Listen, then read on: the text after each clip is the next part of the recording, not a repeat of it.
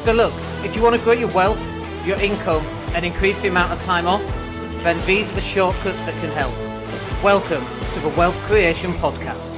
And good morning, everybody. It's Dan Latto, and we are live. Welcome. Today is probably Thursday. So in today's podcast, we're going to go through 10 money rules. Let me just pull up my notes here. 10 money rules that you should follow. So look, money is such a taboo subject. Every time we talk about it, it's just a taboo subject. I don't know why. And I want to be able to bring money into the forefront so that people can actually talk about money a little bit more, because it's like, you know, Zig Ziglar said, it's right up there next to oxygen. And it's absolutely true. It's not the love of money. It's not any of that kind of thing. It's not the Ferrari. It's not the Lambo. It's just the fact that you no longer have to worry about people knocking on your door, bailiffs coming and taking your cars, all that kind of thing. That's what I've had in my life, and never wanted to go down that path ever again.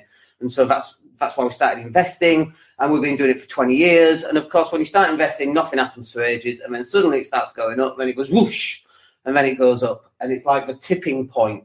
So you know where you've got two buckets filling with water, and it's like that for a little bit, but one's filling up just slightly more than the other, and at some point it's going to go woof like that, and it's going to go. And that's what we want for your money. You should be as debt-free as possible, good debt. You should have some bad debt. That's fine, because we call that leverage, and that's what we use to invest in property with. That's fine as well. But look, I've got 10 rules or 10 points that I think you should follow that will actually help you on your journey to financial freedom. So let's go through them. So number one, never buy depreciating stuff on credit. So we talked about this a couple of days ago in a podcast, you know, where you buy a car for £25,000 and you're getting a loan. Oh, it was 20 grand actually. You buy a car for 20 grand, but you're getting a loan, which after 4 years is costing you 25 grand. And at the end of 4 years, that £20,000 car, don't know what I'm looking at a car for. I should get a little toy car, shouldn't I? So I can always use it. That 20 grand car is worth maybe £12,000. So you've spent 25 grand in 4 years' time to have something that's only worth £12,000. Whereas if you'd have bought a property with that 25 grand deposit, that's assuming you've got the 25 grand in one lump, which you haven't, because that's why you got a loan for the car in the first place. But forget about that for a second. But if you had the £25,000 and you put it into a £100,000 house and it made you £200 a month, £200 a month is 2,400. Times that by 4 years is about 10 grand. So you would actually have £10,000 coming back out of that. Plus, hopefully, the house will have gone up somewhat in that 4 years. That's not guaranteed, but certainly over the next 10 or 20 years, that's definitely guaranteed, right? Like, let me just rephrase that. Nothing is guaranteed, but there's an increasing probability that that's going to happen. We never use the word guarantee because there is no guarantee. I guarantee the moon is still there. I don't know. I can't see it. It's a very, very high probability. 1 in a quadrillion. I don't know what that is.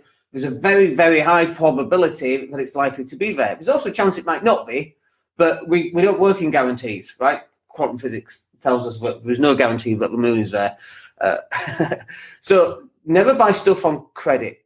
You know, like, I mean, I've had nights out on credit. Do you know what I mean? Like, use your credit card and then you're paying for that night out like 4 years later, like 20% on top. You know, imagine going out for a night out thinking I'm going to spend 50 quid.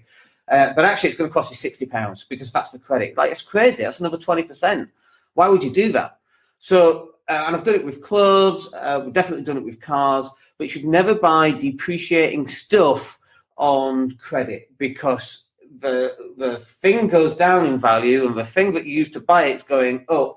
And this is why the rich get richer and the poor get poorer. Nothing to do with Tony Blair or Gordon Brown or Theresa May, although they are responsible for some of this, but your responsibility lies with you. You know you shouldn't be buying depreciating stuff using credit. You know that. So what the hell are you doing it for? Why have you got a car on credit? Oh, well, it's for my business. It needs to look good. Well, if it's for your business, you should be leasing that so you can offset the cost of a lease against your profit and your business and make you more tax efficient. You shouldn't be owning that car. So, and of course, we can't give financial advice here. We can only say what I would do if it was my money. We do that as a little caveat every so often, just so that we don't get beat up for giving financial advice, which we're not allowed to give. So let me just check here. Oh yeah, good morning, Tony. Hope you're well. You're on a different screen, so I'm not looking. Okay, so number 2, invest at least 10% of your income as early as possible. Now, what this means is that, like, when you're 20, start learning to take away 10%. Like, I actually think that you should be teaching your kids this before they get to 20. So Lucia, my daughter, she's 4, and we're just giving her pocket money, and we, you know, she puts the pocket money into all of it into a savings jar, so she can see it build up, and then she can buy something big, a Paw Patrol toy. She can buy something big with that money. So it's teaching her to save up and then buy something big with it. And actually, when I think about it, I could probably do with reading more books about how to teach your kids how to be financially astute. Because I know how to be financially astute, but how do you teach a 4-year-old who doesn't know what money is? Who doesn't know that 10 pence is more than 10 pounds, right? Like, how do you teach a 4-year-old that? I don't know. But you need to be personally starting to invest at least, listen to the words, at least 10% as early as you can. Like, I think it should be 20 or 30%. I saw a meme by by Kai Lopez yesterday. And he was talking about a third, and a third. And it was like a third working on your own stuff, or a third hanging out by yourself, a third hanging out with people doing better than you, and a third helping people below you. And I kind of get that, but it's very similar to the money. You know, the third should go on your expenses, on your money that you need to live and eat. Another third should go on investments or savings, okay? And the other third, I don't know what you do with the other third. You would build a business with it, something like that, a side hustle where you put in. So you've got a third for your expenses, and if you can't afford to live on a third, you need to cut your expenses. A third going into investments, like 33%, and another 33% going into a business that you can build up that will generate more cash. That more cash comes back in, you do a third, and a third, your whole lifestyle increases, okay? So, but at the very minimum, start investing at least 10%. Like now, today, right now, start saving 10%. And just scratch that word saving, because we don't want to save it, we want to invest it. Get yourself onto Vanguard, FTSE 100, where it just tracks it. Go see your financial advisor, go get some financial advice about where that should go, what is most efficient. It's Vanguard. Read the book by Tony Robbins called Money. That will tell you right there. But start reading up and educate yourself as to where you can start putting this 10%. Okay, number 3, track your expenses and track your income. We had some more cash come through this morning, which is always nice when you wake up and it's ka-ching, more money's come in. Great. So we can use that money to help another client's business, which is awesome. I get very excited by that. But like the first thing I did, the money came in, I go to the spreadsheet, I update the spreadsheet. On every piece of income that comes in, I go to the spreadsheet, I update the spreadsheet. I am beyond anal about updating this spreadsheet. It drives my wife nuts. It drives my clients nuts, because I'm telling them, why aren't you doing this? This is one of the requisites for success. You've got to track your income. And then you've got to be tracking your outgoings. So we woke up as well, and we had some money going out. We had some mortgages going out. We had some other bills going out for, like, I don't know, Empower. We got a guy that we got some money for handyman work. All that money has to go out. That's all been done, all been paid, so it's up to date. So I'm going into the day knowing what my bottom line's looking like, knowing what my profit and loss is looking like for this month, which then allows me to forecast for next month and next month and next month. Then allows me to forecast, okay, that investment there, I'd like to buy that in 4 months' time, but I need to earn X amount of pounds. Okay, so let's do it. Let's say it's a 10 grand investment, and I want to invest in it in 4 months' time. That's great. I need to be earning 2.5 grand. How's that looking like on my spreadsheet? Can I do that? What extra business do I need to close in order to make that a reality? Okay, let's go do that. Let's say it's 10 websites at 250 quid. Great, that's a lot of websites. But if that's what needs to happen every month for 4 months to get that investment, then that's fine. I know what I need to be doing. And if I don't get that, there's nobody else for me to blame. It's my fault. I'm responsible. Let me just rephrase that. No one is to blame, but you are responsible.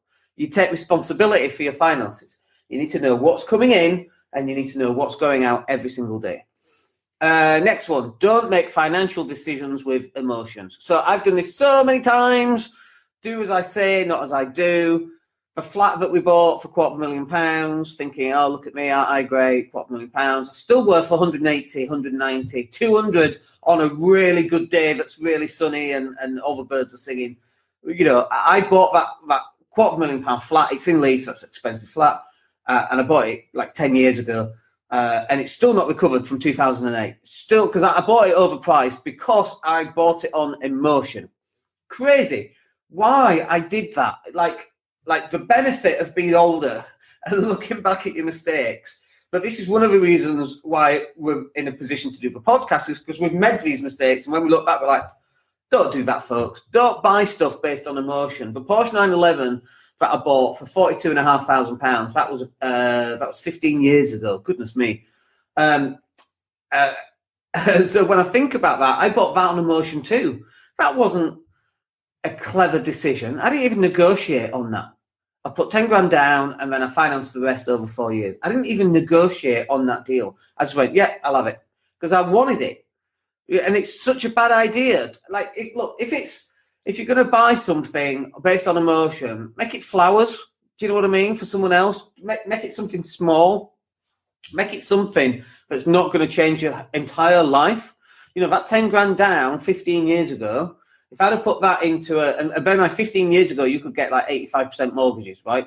So if I'd have bought a 70 grand house, I'll be earning £200 a month for the last 15 years. Right, let's do the maths on that. So we get really depressed. Yeah, let's get really depressed. £200 a month times 12, times that by 15. £36,000 is what that 10 grand cost me. That's crazy. £36,000. All because I bought a Porsche, worth slightly more than that.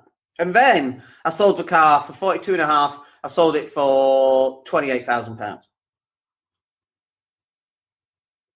I lost 14 grand on it. So right there, straight off the cuff, that car cost me £50,000. And then what about the interest on the loan? This is going back to number one, never buy depreciating stuff on credit.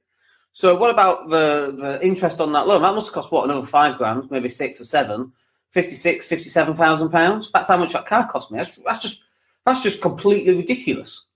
Forget about tyres. Tyres cost me like 1,800 quid. It's just ridiculous. It's just such a bad idea. You shouldn't do it. Okay, so where are we up to? Yeah, don't make financial decisions with emotions. Oh, that's so depressing. Okay. Stop trying to get rich quick. Number 5, stop trying to get rich quick without effort. So every so often I fall into this little path. We try and do Forex. Forex is one of the hardest things I've ever done, and you do really well, and then bang, you lose it all. And it's because you're just trying to get rich quick without actually putting work in. The whole Bitcoin thing. I think Bitcoin will come back, by the way. But the whole Bitcoin thing, which ended up to be a scam, like that was a really bad idea, because we're trying to get rich or wealthier through not actually doing any work. And it, like think about this. Like, the universe is in a balance. Okay, imagine Padawan, grasshopper, but the universe is in balance. Yin and yang, okay? You like light and dark, like good and evil, like I'm trying to think of other opposites. The universe is in balance, and what you put into a system is what you're going to get out of the system, okay? Do you think Mark Zuckerberg didn't work in order to create Facebook? Of course he blooming well worked. He had no other choice than to work. It's what he had to do. He had to work in order to make Facebook the thing that it is. And anybody who's done anything, The Rock, do you think The Rock works hard? Do you think what he puts in is what he gets out? Completely. If I went down to the gym every single day and lifted heavy weights for an hour every single day, do you think I'll get the results in 6 to 12 months? Of course. Or is there a quick, cheaty way of doing that? No. Stop trying to get rich quick without effort. The effort will equal, not always, will equal your results. But it's effort plus like having some brains about what you're doing and having a strategy and all these other little things that run the periphery. But the one thing that you can control is the amount of effort that you're going to put in. And if you're not putting the effort in, if you think you're going to start buying properties as a property sourcer by putting a couple of adverts out and not speaking to anyone, you're very much mistaken. The amount of effort that you got to put into something is phenomenal. Like when you have a big boulder, to move the boulder takes more energy than to push a boulder that's already moving. So if you've not started something, it does take a lot of effort. I love the bit in Grant's book, 10x rule, where he's like, if you think it's going to take this amount of energy to set up a business, 10x it, because it's going to take you a heck of a lot more. And it's absolutely true. Anything worth doing is going to take a lot of energy. Now you might go, oh, I just can't be bothered, it's just not worth it. I can tell you it is 100% worth it. Because when you reach the point where you have residual money coming in each month, and you're looking at your income and outgoings, and every month is positive, and every month you can look at, okay, where we're going to invest, where do we want the money to go? When you get to that stage, you will realize just how worth it actually is. Okay, next one. Number 6, always do your research before investing. Talk about Warren Buffett for a minute. Warren Buffett reads like, I don't know, I can't remember the number, between 10 and 30 company reports every single day. Like something ridiculous like that, okay? Imagine it's 10, let's just go with 10. I think he reads 2,000 a year, something like that. 2,000 a year divided by, well, maybe it's only 2, maybe it's 3. Anyway, doesn't matter. But he researches and then he researches and then he researches. He researches everything he does before he goes into a deal. And he only invests in things that he actually understands. So he doesn't invest in anything.com. He did invest in iTunes and then he pulled back out. But he doesn't invest in anything.com. He invests in things that are consumable that people reuse again and again. So Coca-Cola, Heinz, like salad cream and ketchup, those kind of businesses. Bear in mind, he's got a lot of businesses. But they're the ones that he does with high profit margins that pay high dividends. And that's one of the reasons why he makes so much money. And Bill Gates asked Warren Buffett, why don't people invest like you do? And he said, it's because people don't want to get rich slow. They want to get rich fast, and it's what trips them up. But you've got to do your research, and most people aren't doing the research.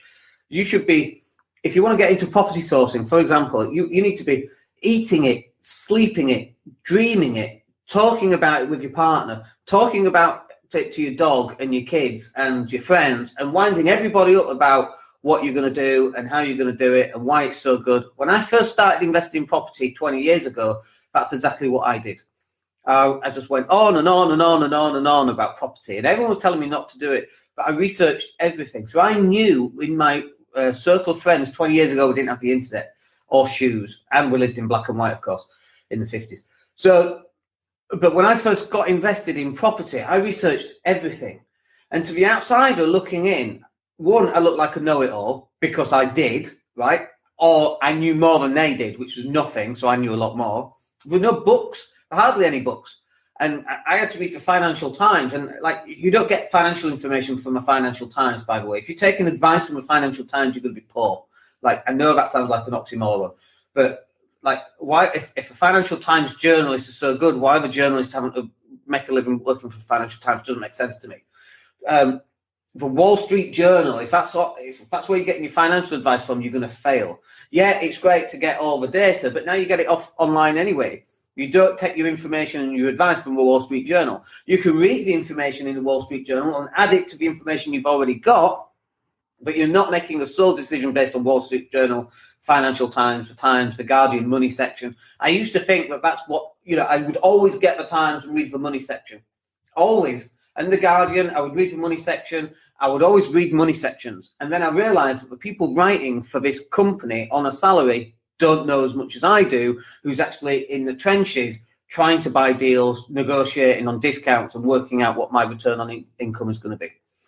Okay, so you've got to start doing your research. And like I say, you need to be eating it, sleeping it, dreaming about it. You've got to annoy everybody around you. And that's when you know that you've researched it enough. And then at some point, you've got to pull the trigger and you've got to buy the asset, the investment, build the business, start the business, whatever that needs to be. And then you're going to keep on researching while you're going down that process. Okay, next one, number 7. Yes, number 7. Have an emergency fund. Like this is not massive for me. but we got credit cards. So if something hits the fan, then we've got credit cards that we can use if necessary. But luckily, because we just have to wait till the end of the month, more cash comes in. And what happens when you have an excess of cash is that you can decide where that money is going to go anyway. So if there is a problem, usually you can redirect some of that cash, put some people off. You can just move it around. But if you're not in that position yet, you want to start building up some sort of an emergency fund, ideally 3 to 6 months worth of expenses. Because what happens if you lose your job and that's your sole point of income, and then you're saving, £2,000 a month, but your lifestyle's £3,000 a month, and you've got 3 months worth, so you've got £6,000. In 2 months, you've now run through all your savings, right? Because you lost your job. Like, this idea about having one source of income is very scary for me. That's why we have multiple sources of income. But having one job where you could lose that job, like people used to say to me, it's a full-time job going to get jobs. But I always knew I could go get another job because I've gone for that many jobs. I've done that many interviews. I was really good at doing interviews. So I'd built that skill set up, the skill set of going to get interviews. So I knew I would never, ever be outside of a job. I would go for job interview after job interview after job interview, even interviews for jobs I didn't even want. I would go do it because I knew I'd get experience.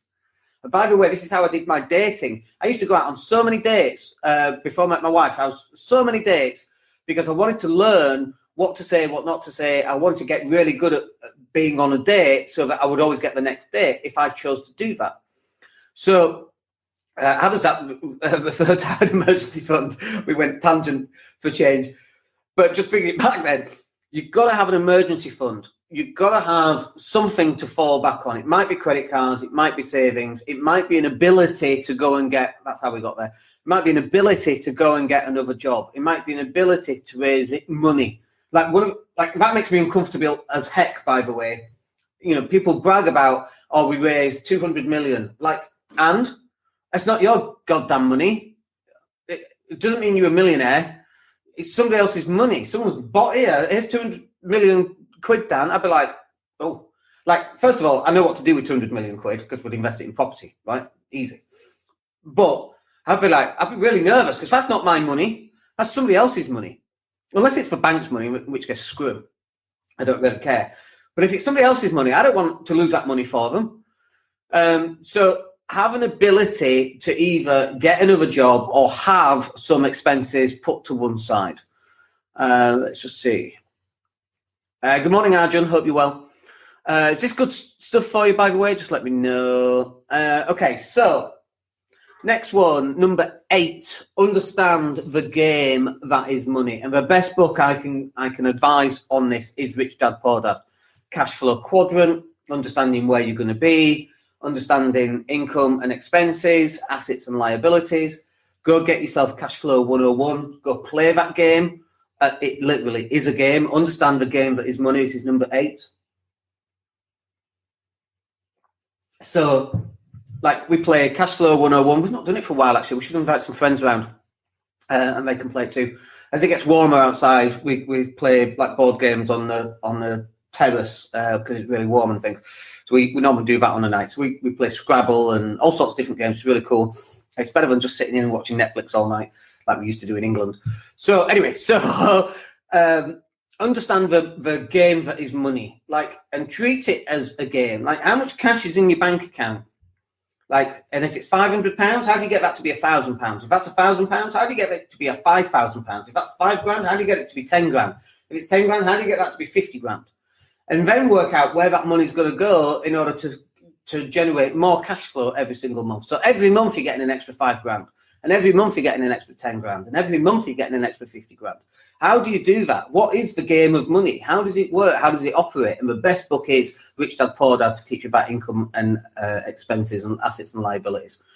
By far. And if you've not read it for a while, go back and reread it or play the Cash Flow 101 game. The money game is so important, and it's just no one's taught this at school. The reason why no one's taught this at school is because the people teaching it are all in bad debt anyway. They've all got credit cards and loans up to their eyeballs. We had a lady who was working as a deputy head, vice principal of a school, and she wanted me to provide her with coaching free of charge because she couldn't afford it. I'm like, what? How much money are you on? Like 40 grand, 50? I don't know how much a VP of a school gets, a deputy head, 40, 50 grand. And you can't live on that. You need to go back and read a couple of books. Do you know what I mean? It's like, it drove me nuts, did that one. Like, I don't mind helping people out, but come on, you know. So, but you've got to understand the game of money. Like, this stuff needs to be taught in schools, but the people teaching it don't understand the game either. I need to get people like me to come in. Heck, we would even do it for free. Give us an audience, we'll speak to anyone. It's just, we're entrepreneurs, we can't help it. Do you know what I mean? Dan, come and speak at this old folk home. We're all in the 90s, don't understand, can't hear anything. Yeah, I'll speak. So this stuff's got to be taught in schools, and it's just not. Like, this whole income, liability, assets, expenses, it's just not taught at all. But that is no excuse for you not to know how this game works. You're grown-ups, most of us are grown-ups, and it is your responsibility to understand how this game works, where the money comes, and why that's a bad debt and why that's a good debt, and what the difference is between the two. And if I buy this, why this asset is a better asset class than this asset. Why are property better than stocks and shares, for example?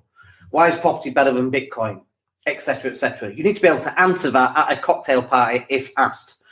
Leverage, generally, and the fact that it's a hardcore asset, so that if the world does end, I can still sell that asset at some point, and I'm in total control over that asset, not somebody else who's in control of Apple, whose share price has tumbled.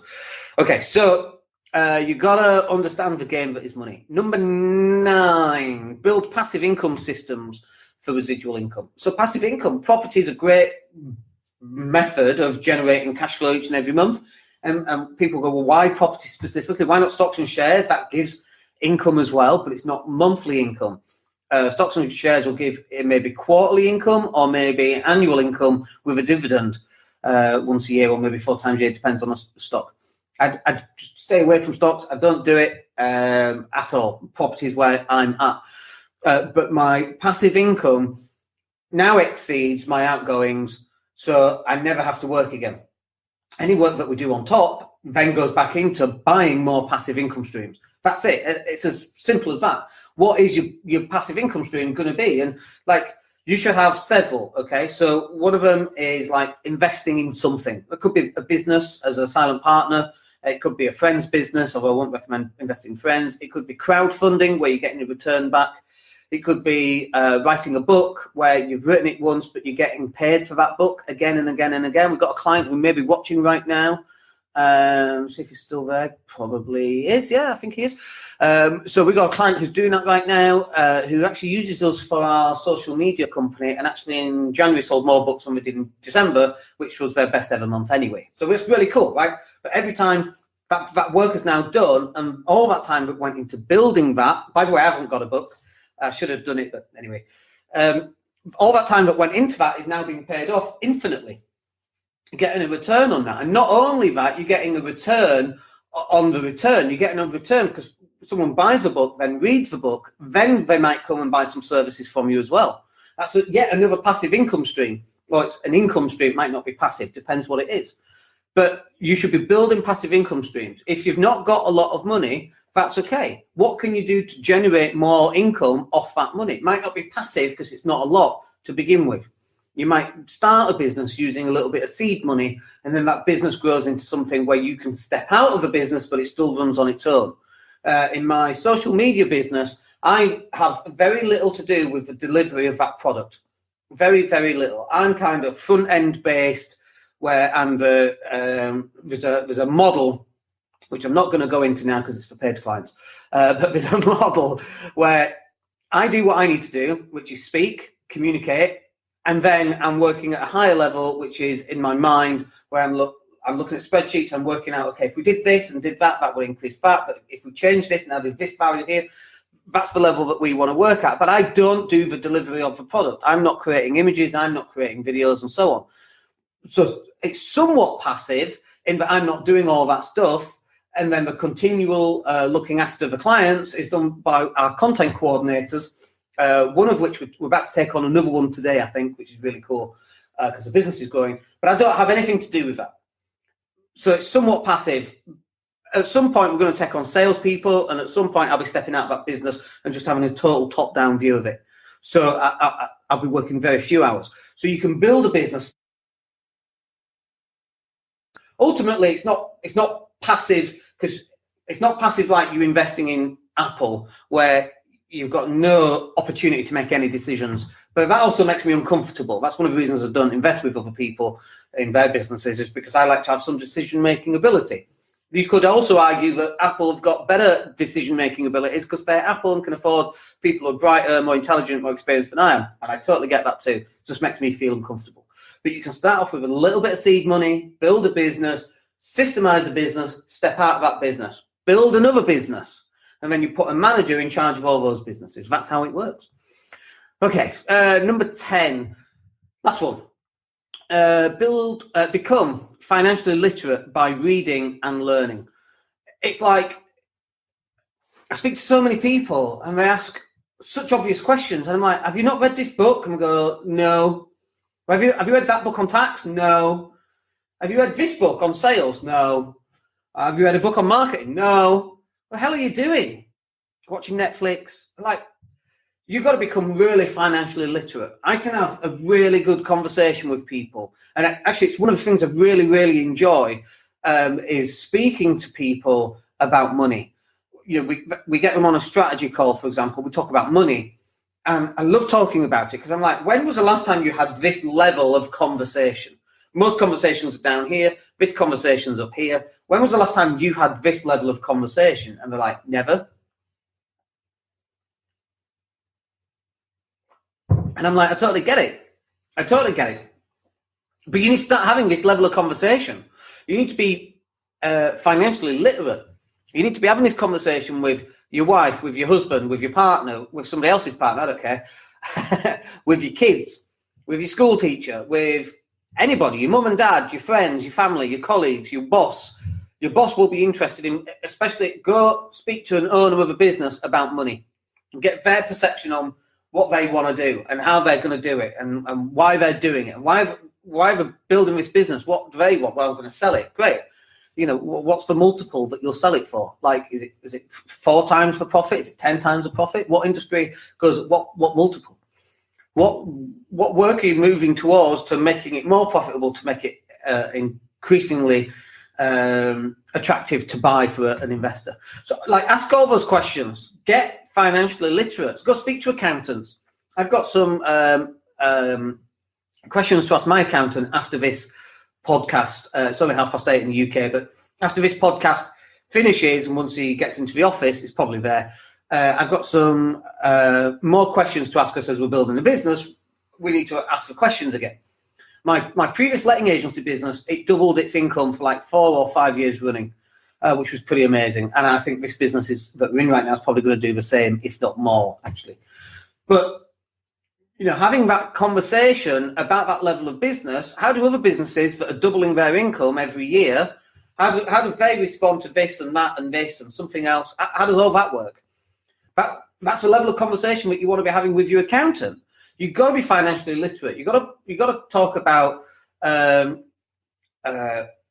profits. You've got to talk about earnings before tax and interest. You've got to be talking about what's a dividend and how often do you get paid a dividend. You've got to be talking about what's a wrapper, like a pension. What do you mean it's a wrapper? How is it a wrapper? A wrapper, not like 50 cent. Although 50 cents gone bust, isn't it? So it's 2 cents now.